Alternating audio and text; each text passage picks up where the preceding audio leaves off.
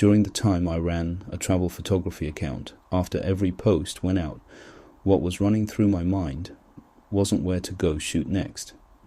It was a different set of questions. Is this composition compelling enough? Should I rewrite the caption? What style of travel content is this platform pushing lately? Is there a creator whose content strategy is worth studying? Is the thumbnail not striking enough? Should I buy some traffic to push this post?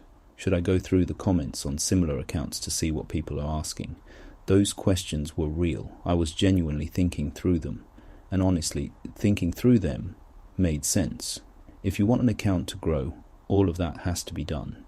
But there's something I only understood later. The time and energy I spent on those questions vastly exceeded the time and energy I spent on actually taking photographs.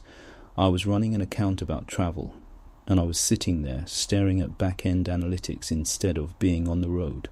Then I started this account, writing these essays. At some point I noticed that those questions were gone, not because I decided to stop thinking about them, not because I'd read something that told me to focus on content and stop worrying about distribution. They dropped away on their own. Write something, send it out, start thinking about what to say next. That's it. The surrounding questions still exist, but they no longer occupy that position. It took me a while to understand what had actually happened. It wasn't that I let go of those things. It was that the thing itself became heavier, so those things naturally fell back to where they belong. When you're talking with a friend you genuinely connect with, you don't think, will this sentence make me seem strange? Not because you're suppressing that thought. It's that the thought has no ground to grow in. The conversation itself is too real to leave room for that kind of calculation.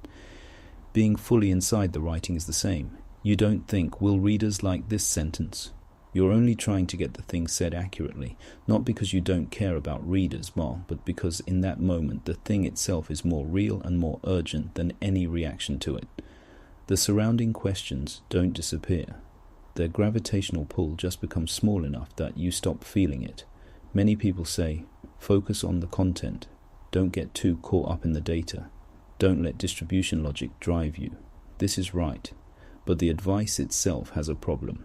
It turns the whole thing into a form of self-discipline, a state you have to consciously maintain. As if you need to keep reminding yourself, don't look at that number, don't get distracted by those questions. The fact that you need the reminder means the pull is still there. You're just suppressing it. Suppression holds for a while. Not for long. You check the back end, the numbers haven't moved, the anxiety returns, because the root is still in place. But there's something less often said. That preoccupation with distribution, data, traffic, it isn't only a distraction. It shapes the way you do the thing. You start judging whether a topic is worth writing by whether it will be popular. You start revising pieces that didn't perform but that you know matter, adjusting them to better fit what the platform rewards. You start cutting observations that feel true but might not land with anyone, replacing them with something more spreadable. Each of these adjustments is small enough that it feels like optimization, but accumulated, one after another, what you're doing has quietly become something other than what it was.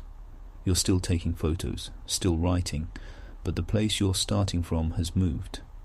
That's the real cost of that kind of preoccupation, not distraction. Drift. So, there's something I've wanted to say for a long time but didn't know how. If you're still very focused on the surrounding means, positioning, data, traffic, distribution, maybe it's not that your methods are wrong. It's that the center hasn't become heavy enough yet to let them step back on their own. The weight of the means is the mirror image of the weight of the purpose. How much you're drawn to the surrounding things is exactly how much the center still needs to be found. Not that once you find it, those things stop mattering. It's that once you find it, you finally know where they belong.